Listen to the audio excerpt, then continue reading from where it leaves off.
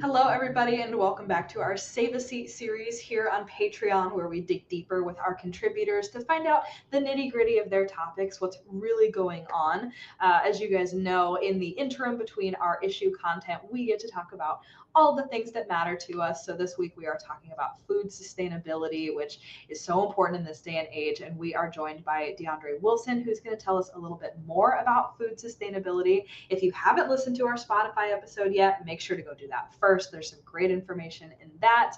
And thank you so much for being with us here on Patreon. But DeAndre, thank you so much for joining us again. Yeah, I'm glad to be here. Thanks for having me. So for our listeners that did not listen to the Spotify episode, tell us a little bit about who you are and what you do. Well, everyone, my name's DeAndre Wilson. If you didn't catch that before, I am here in Evansville, Indiana, and I am a 4-time founder. I started a catering business with my brother. We started our catering business called Turntable. So that's my first startup. Then my second is I'm co-founder of Bedford Collab, and my co-founder, his name is Merrick, and Bedford Collab is Evansville's first shared use commercial kitchen. I also started a fundraising platform called the Keep Rolling campaign, and I've also filmed a documentary. So love the entrepreneurial space, love getting started, love figuring things out, love to experiment, and then the experiment gets away from me, and then it comes and creates a whole thing now, and now I'm just stuck with it. So that's kind of how all this stuff really just happened, but glad to be here, though. Amazing. Thank you for joining us. Before we get into it, I'd love to hear more about your documentary. Oh, absolutely. Okay, so you ready for this? I think so. Okay. So, so my father, he passed away from stage 4 liver cancer. Oh, I'm sorry. He did have, thank you.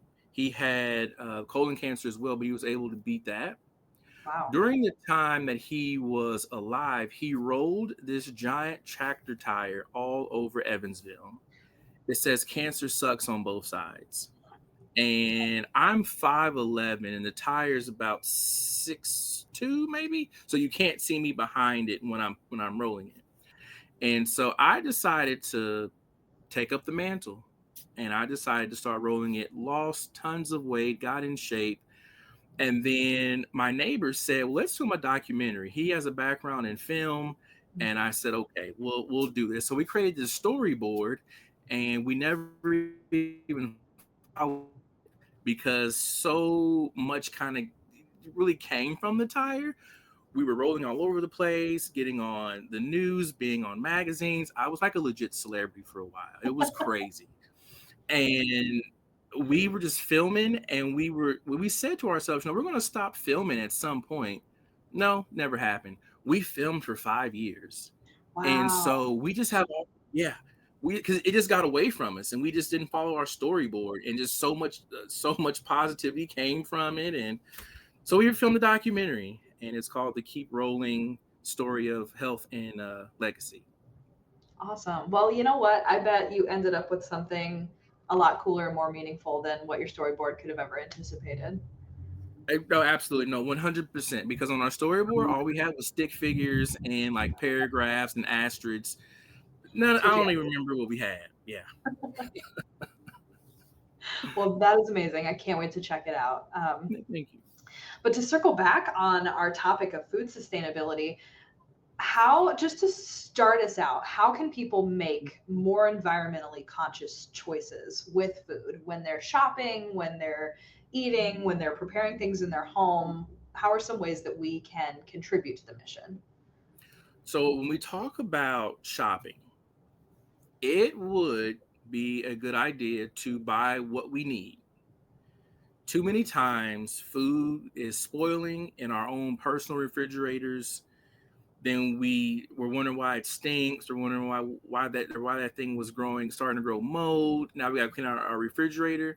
Mm-hmm. So if we could be just more conscious about going grocery shopping and buying what we need, and then also shopping more at farmers markets, helping the local economy. Mm-hmm. I think those would be great. Obviously supporting restaurants, supporting the local restaurant, the brick and mortar, the mom and pop shop. Right. But I think all those things are amazing. Conserving water, things like that. Thinking about our environmental choices. So again, supporting farmers. And then, like I said, when you go grocery shop and just buy what you need. Right. And I mean, it's good financial advice too. If you're Yes. really just shopping for a week, you're likely going to use what you buy, and you're probably not overbuying because you're like, well, what if I need it? At Yeah. this Like, point, you're just yeah, focusing on what you need right then. exactly. Like, what do you mean? What if you need it? You'll be back next week. Right. Talking Get it then. about. Um, so tell me about this, the concept of like a co-op and how that contributes as well.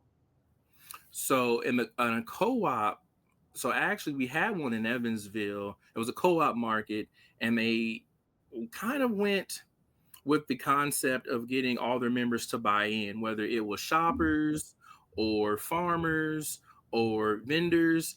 I think that's a great model if you can get buy-in from everybody. I also think co-ops can benefit neighborhoods because you can have neighbors buy into the co-op and have what the neighborhood specifically is asking for. So I think if you wanted to develop a neighborhood market, I could see a co-op being very beneficial as long as you have trust and awareness and you've got all of your neighbors involved. Yeah, and the whole concept of buy-in helps people be Yeah. invested, and if they know, I requested this thing and it's going to be on the shelves, that's Yeah. meaningful. Absolutely. And then in the event that, let's say, there's an issue where that's not the case, the farmer by first name, your Yeah. text buddies, you've got their number saved, so you can figure out what's going on. And if you have the means, you could go get it. Yeah. That item. Mhm. My partner and I are also part of what's called community sourced agriculture. So we go to Oh, a farm weekly and we pick up a certain number of vegetables from them. They say, pick up like 8 different types, and they'll have probably like 12 to 15 out on the table that you can select from. And, uh-huh. you sign up, you buy in, and then you go pick up your vegetables every week. So it's a way to shop local, to buy Yeah, into the farm and help support them. And we've yeah. really been enjoying it. It's so fresh. You can tell there's no pesticides. It's been really Mhm, interesting too mhm. to like plan our meals around what vegetables we pick up. That is fascinating. I got to learn more about that. That's a really good idea.